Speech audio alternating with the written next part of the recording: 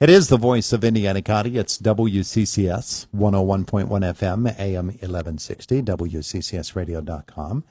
And that gentleman over there is Indiana County District Attorney Bob Manzi. You're watching on Facebook. And our conversation with him is brought to you by Marcus & Mack, voted best personal injury law firm in the Best of Indiana County contest. Marcus & Mack, a law firm representing injured people. Good morning to you. Good morning, Todd. How are you today? Wonderful. Kind of hot at the district attorney's office lately? It's a little warm out there, but that's okay. It's still summertime. We can still use some heat. Yeah, still got some air conditioning to help you out, too. All right, so let's talk a little bit about the fact that kids are back in school. And so people might say, well, district attorney's office, well, he's just dealing with crime. We don't have to worry about kids when we're talking with the district attorney, but crime directly affects kids, number one.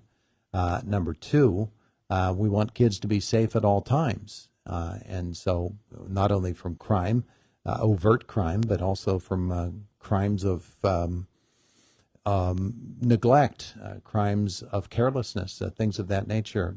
Those concern you as well. Absolutely. There is a number of issues when it comes to kids' safety. One, we want to protect our kids and let them live a childhood that they should be able to live and focus on what kids should be focused on.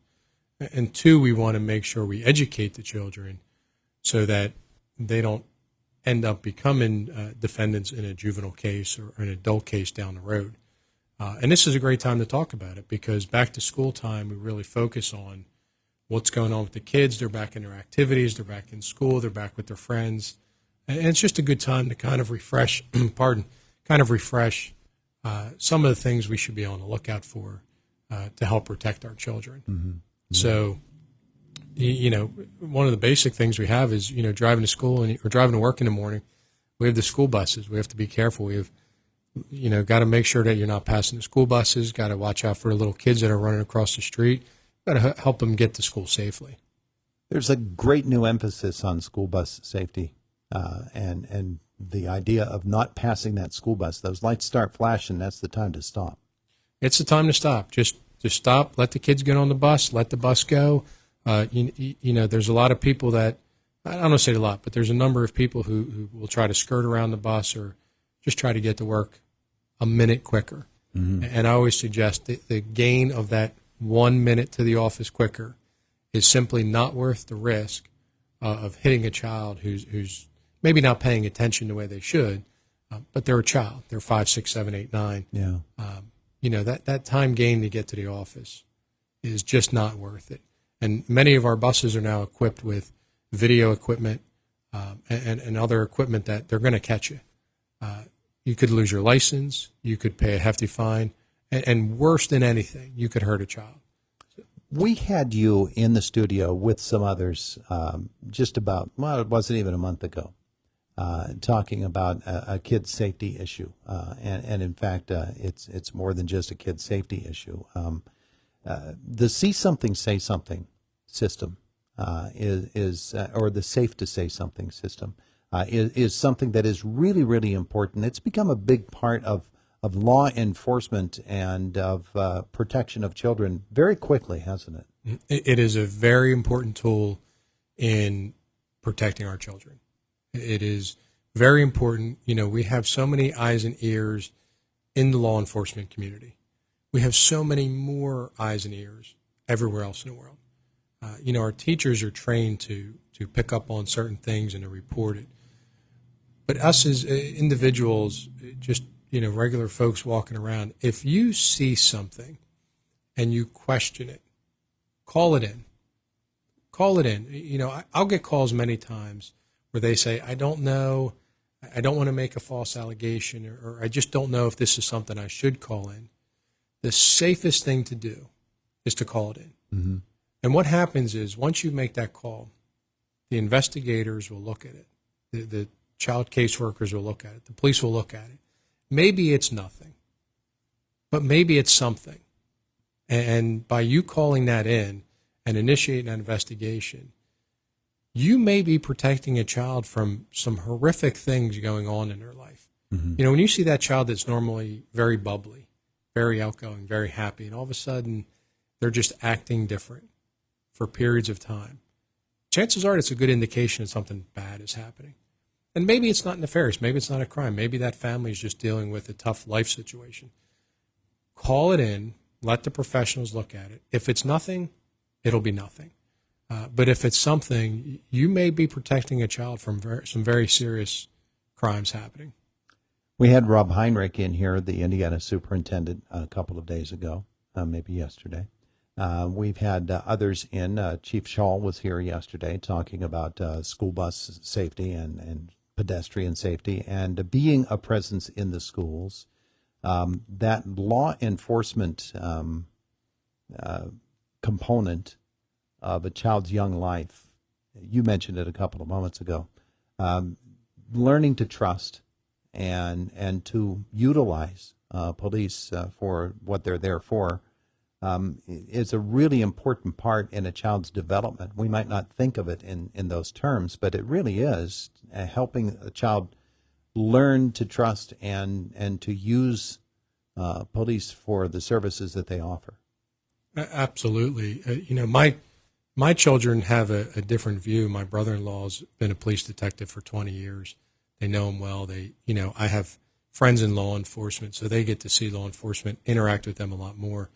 But having children learn that these are mothers and fathers and friends that live in our community, go to our football games, participate in the community activities, and they're not just there looking to write people tickets or get people in trouble. They're truly there to help our community be safe.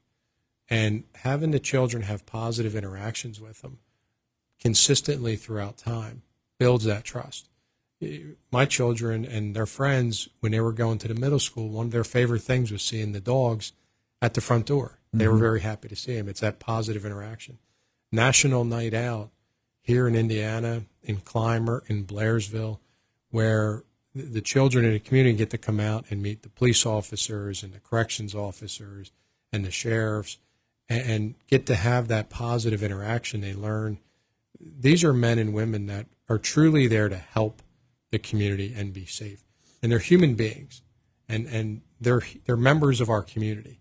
You go to a football game anywhere in our county on a Friday night, there's going to be a police officer there on their own just watching a game and cheering somebody on. So building those positive relations really help the children as they grow up. I want to go to the other end of town, if you will, and head over to campus. When young folks who are in that transition from being a high school student to a college student and really taking on more adult responsibilities, when that transition is taking place, sometimes the wrong decisions are made. And unfortunately, a crime is committed, and sometimes very serious crimes. You, as a district attorney, are part of the process for making sure that things are right on campus, and frequently that involves a great amount of investigation. I guess what I'm getting at is for those students who are, especially from not around here, that come to campus and encounter people that they don't know. It really requires a support system on their behalf, all of the people around them, to be a part of their security. And you would hate to have to investigate a death and have that even complicated more by students who don't want to cooperate, or anybody who doesn't want to cooperate. It makes it a much more difficult process for you to make sure that the community as a whole is safe. Absolutely. I mean, any crime, we look at each case as its own independent case.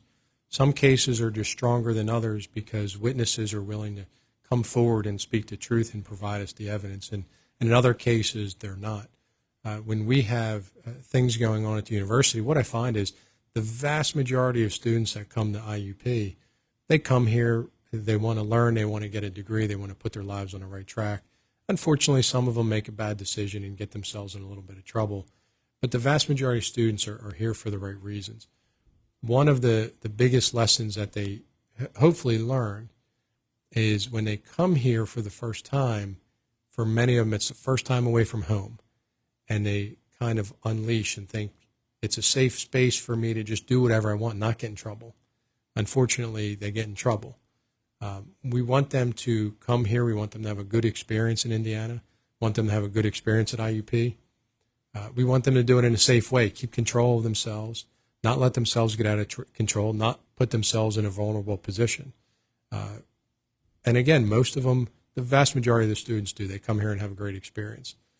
For those that come here and put themselves in a bad spot, it is something that can carry with them the rest of their life. So I know there's a lot of services trying to help them make good decisions. You know, they got to recognize you're an adult now, and what you do can stick with you the rest of your life. So make sure it's something good. I want to step away from this town specifically, this area specifically, to a situation going on elsewhere in Pennsylvania. There is an escaped convict on the loose. He is a murderer, and there are some schools that are shut down. Communities are very, very much on edge. They believe, have the guy within 5 miles of the state prison from which he escaped. Those situations, from your standpoint as a district attorney, you obviously there's the idea of aiding and abetting. You certainly don't want anybody involved in something like that. But there's also just the overall home security and being able to feel safe in your own home that people have to be concerned about. Sure. You know, the idea of random crime is one of the scariest things. The idea that I can protect myself from known sources.